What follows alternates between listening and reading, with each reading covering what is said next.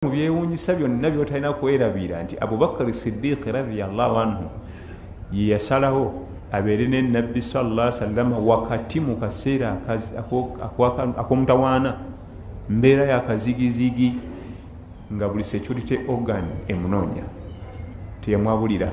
Poliisi emunoonya Nabbi sallallahu alaihi wasallam, LDU emunoonya, SFC emunoonya, military emunoonya, buli kantu tiyamwabulira. Kuffe wano ogaa nti waayo ojja kundeetera ebizibu musajja gwe, yagana omwabulira. Baali abo nga buli ogani yonna ebyokwerinda enoonya Nabi Muhammad sallallahu alaihi wasallam. Kizibu nnyo wano okukiza okuba n'oyo ani ateeka obulamu bwe mumatiga. Nviiraako ddala tambula gago nange ntambule gaki. Abubakar Siddiq radiyallahu anhu tiyavaawo. Ebimu ku by'omutawaana ensonga eyo yamutaana. Atunyumiza mu kkubo bwe baali basenguka nga bagenda baavuga balinga ku nsolo. Abubakar Siddiq radiyallahu anhu bwe yalabanga ekifo ne bakyekengera, katugambe mugenda kuyita wali agayinjayinja ku sayidi ya ddyo, ng'ayinza ogamuyinza okubamu omulabe n'akuba Nabbi akasaale sallallahu alaihi wasallam ng'avugira sayidi eyo. Singa bakuba akasaale kakwate ye, era tiyavugira mu kifo kimu, yavugiranga oluusi ku ddyo, oluusi ku kkono, oluusi mu maaso, oluusi okusinziira ekifo enneekengera gyakyekengedde.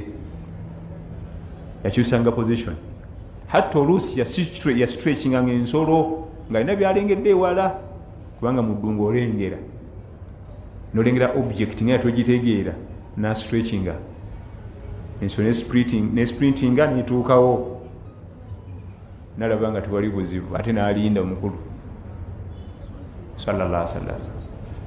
Oyo asaaga oyo atunyumiza baatuka ku mpuku ekiro. Empuku gye beekwekamu bagita gaalu thawr, ziri bbiri zitawaanya okuzaawula. Tulina gaalu Hira ne Thawr, emu yafuniramu bubaka, emu yayikwekamu, zonna ziri Makka. Naye ffe bakyakayiga bayirimu okuzaawula nga bakuguddeko bugwawo nti ku zombi eri wajja yafuniramu bubaka, sente zikulema. Naye nze nkuwaka tekiniki katono. Hira etandika na haau yeya wahyo mweyafunira obubaka, kati jjukiranga ku ha ezemeka. Ghaaru Hira, empuku ya Hira etandika na haau mweyafunira wahyo. Kasujjako emu eyo ne bwotategeera. Thawr beetegerese butegesi mweyekweka. Naye baatuka ku mpuku kiro, naye ng'ejjudde enzikiza, n'amugamba nti ya Rasulallah, kamale okuyingira empuku eno ngikebere, si mu kubanga mulimu sigga oba omusota. Naye ng'abagambye alina ttooki, akebeza ngalo. Sigga bamukwatako n'engalo mbaokebere, kubanga buli ekiri ku sigga kiruma. Yonna gy'ojjira akulumirayo, ate nga si wakusaaga.